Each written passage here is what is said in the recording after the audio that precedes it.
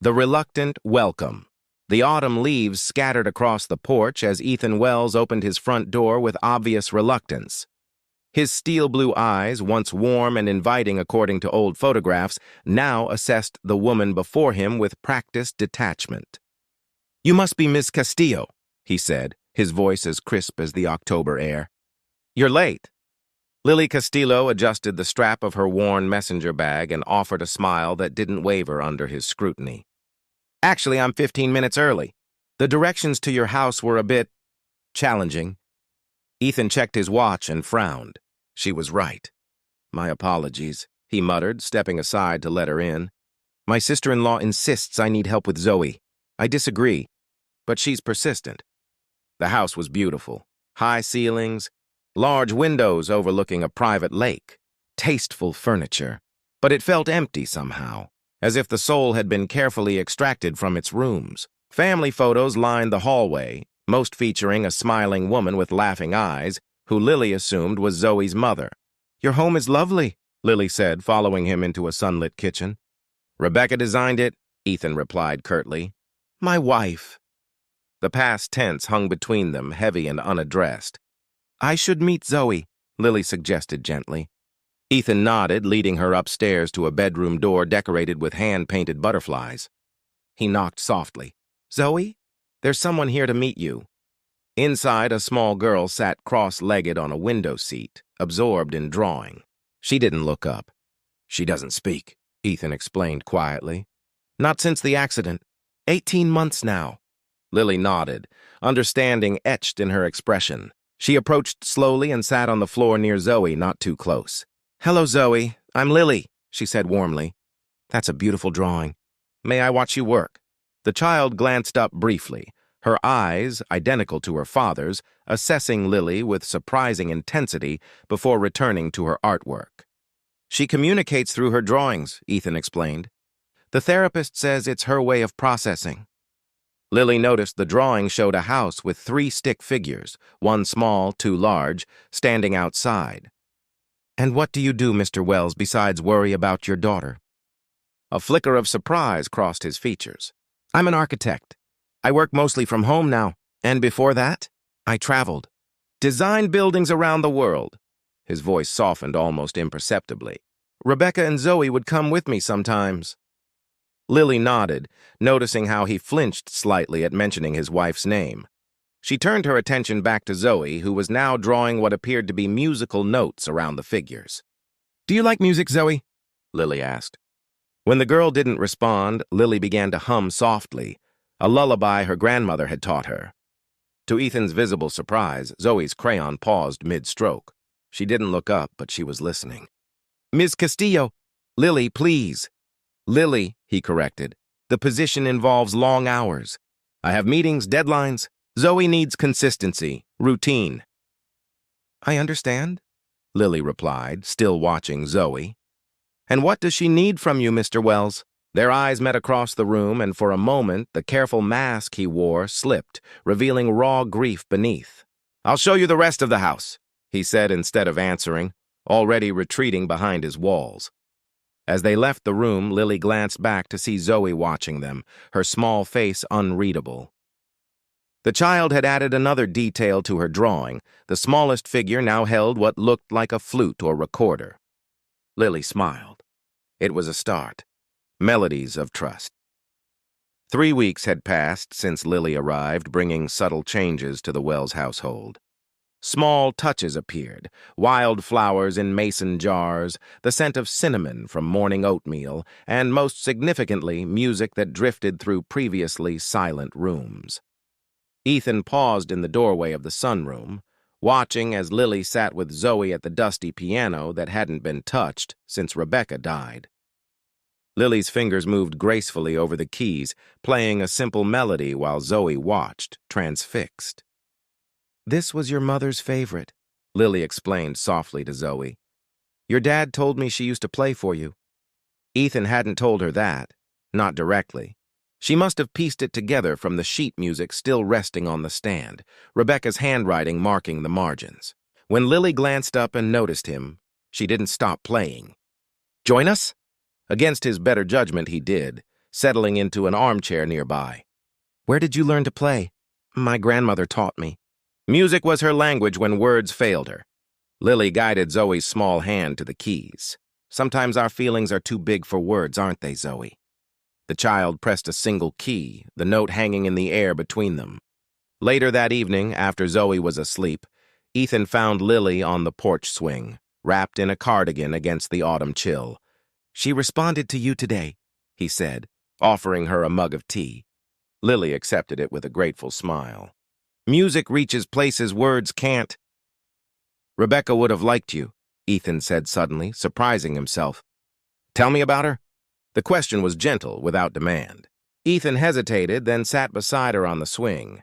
"She laughed at everything, even my terrible jokes." His voice grew soft with memory. "She could make friends with anyone, the opposite of me. She's the one who convinced me to buy this place, said Zoe needed somewhere to run wild." "And the accident?" Ethan's jaw tightened. "Black ice. I was driving, he couldn't continue. Lily's hand found his, warm and steady. She didn't offer platitudes or assurances. She simply held on, and somehow that was enough. The night air wrapped around them, the silence no longer quite so heavy. "Your turn," he said finally. "What brings someone with your talent to become a caretaker for a broken family in the middle of nowhere?" Her smile didn't quite reach her eyes. "Perhaps I needed healing too." Before he could ask more, a cry came from upstairs. Zoe's nightmares had returned. They both rose immediately, but it was Ethan who said, "I've got her tonight." He found his daughter tangled in sheets, tears streaming down her face. Instead of the usual routine, quiet reassurances, a glass of water, Ethan did something different.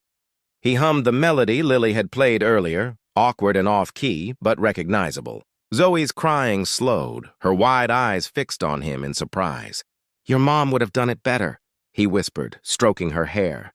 From the doorway, unseen by either, Lily watched as father and daughter began to remember how to reach for each other across the chasm of their shared loss. Storms within and without. The storm arrived without warning, dark clouds rolling in from the mountains and unleashing torrents of rain that battered the windows. Ethan paced the living room, phone pressed to his ear. "The roads are flooded," he informed Lily as he hung up. "My meeting in Burlington is canceled. Probably for the best. I don't like leaving you both in weather like this." Lily looked up from where she sat cross-legged on the floor with Zoe, surrounded by craft supplies. "We're building a fairy village," she explained with a smile. "Care to join the construction crew?" Something warm and unexpected unfurled in Ethan's chest at the domestic scene before him. He hesitated only briefly before sitting down beside them. "I'll handle structural engineering," he said, reaching for the popsicle sticks. Zoe pushed a piece of blue construction paper toward him, a lake for their fairy world. As they worked, the storm intensified. When lightning struck nearby, the power flickered and died, plunging the house into dim, rain-filtered light. "Perfect timing for a proper fairy house," Lily declared, retrieving candles from the kitchen. In the gentle glow, they continued building, and Ethan found himself relaxing despite the storm raging outside. Zoe seemed content, carefully gluing small stones along a path. Later, after Lily had tucked Zoe into bed with extra blankets against the growing chill, she found Ethan struggling to light the fireplace. "Let me," she offered, kneeling beside him. Her hands moved confidently, arranging kindling in a way that soon had flames licking upward. "Another skill from your mysterious past?" Ethan asked. Lily sat back on her heels, firelight dancing across her features. "Camping with my father before he left us." Her voice held old pain. "He taught me to build fires, then walked out one winter morning and never came back." "I'm sorry," Ethan said, meaning it. "My mother blamed me," Lily continued, eyes fixed on the flames. "Said I was too much like him, always dreaming, never practical. When my fiancé ended our engagement 3 years ago, she just said, 'I told you so.'" "Is that why you left teaching?" Ethan asked, recalling her resume. Lily nodded. "Small towns have long memories. I needed somewhere new, somewhere I could just breathe again." Thunder crashed overhead, making them both jump. Somehow they ended up sitting closer, shoulders nearly touching. "We're quite the pair, aren't we?"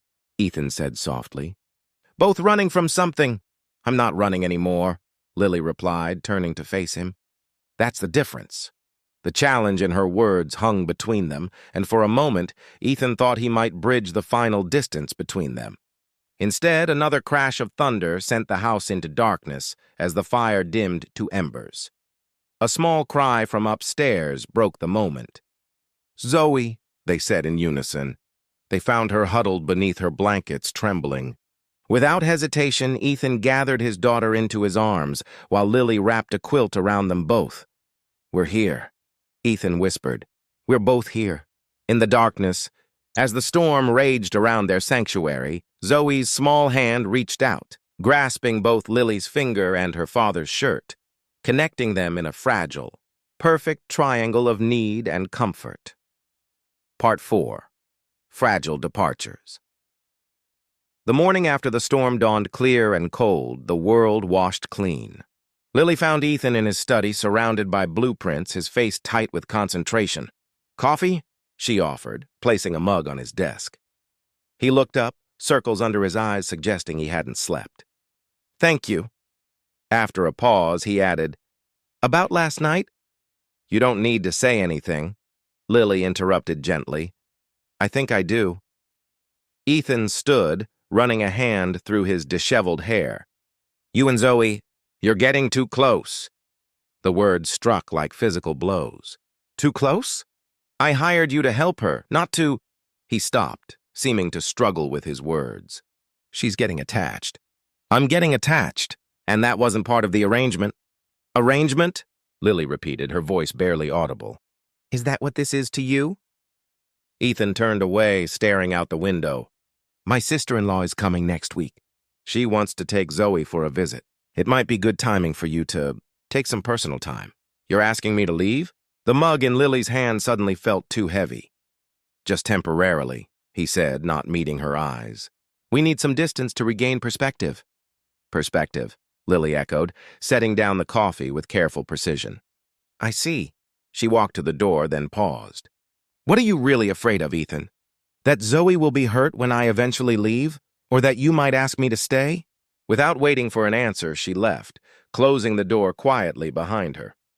The next few days passed in painful politeness. Lily continued her duties with Zoe, who sensed the tension and became increasingly withdrawn. The music stopped. The laughter faded. The house began to feel like a museum again, beautiful but lifeless. On Friday morning, Ethan's sister-in-law Janet arrived, bringing forced cheer and two loud conversations that echoed through the quiet rooms. You look terrible, she informed Ethan bluntly when they had a moment alone. What did you do? What makes you think I did anything? He responded defensively. Janet gave him a knowing look. Because you have the same expression you had when you broke Rebecca's favorite vase and tried to glue it back together before she noticed. That afternoon, Lily packed her small suitcase while Zoe watched from the doorway, clutching her sketchbook. I'll be back before you know it, Lily promised, though the words felt hollow even to her. Zoe thrust the sketchbook forward. Inside was a drawing of three figures holding hands, unmistakably Ethan, Zoe, and Lily, standing before their house. Above them, dark storm clouds were being pushed away by a bright sun. Oh, Zoe, Lily whispered, kneeling to embrace the child. Sometimes grown-ups make things more complicated than they need to be. When Ethan came to drive her to the bus station, the goodbye was painfully formal. Only Janet seemed genuinely sorry to see her go, pressing a note into her hand with a whispered, "He'll figure it out, eventually." As the car pulled away, Lily didn't look back at the house that had somehow begun to feel like home. Harmonies of healing, 2 weeks stretched into 3. Autumn deepened toward winter, painting the landscape in rust and gold. Ethan moved through his days like a sleepwalker, going through motions that no longer held meaning. Janet had left after 1 week, taking Zoe's silent treatment as a sign it was time to go. Fix this, she'd commanded Ethan, before it's too late. But pride and fear formed a wall Ethan couldn't seem to scale, until one evening, as he tucked Zoe into bed, something extraordinary happened. "I miss Lily," Zoe whispered, her voice rusty from disuse but unmistakable. Ethan froze, tears springing to his eyes. "You spoke," he managed finally. "Zoe, you spoke." His daughter nodded solemnly. "Lily said sometimes words get stuck because feelings are too big. But they're still there waiting." Ethan gathered her into his arms, heart overflowing. "I miss her too," he admitted, his voice breaking. "So much." "Then why did she go away?" Zoe asked, the simple question containing all the wisdom Ethan had been lacking. The next morning, they drove to the small apartment complex where Lily had been staying. Ethan hesitated before knocking, suddenly unsure. "What if she doesn't want to see us?" he asked Zoe, who stood determinedly beside him. "She will," Zoe said with childish certainty, reaching up to knock herself. When Lily opened the door, surprise rendered her momentarily speechless. She looked both familiar and somehow different. Her hair was shorter, and she wore a dress Ethan hadn't seen before. "Lily!" Zoe exclaimed, breaking the silence and launching herself forward. Lily caught her automatically, her eyes never leaving Ethan's face.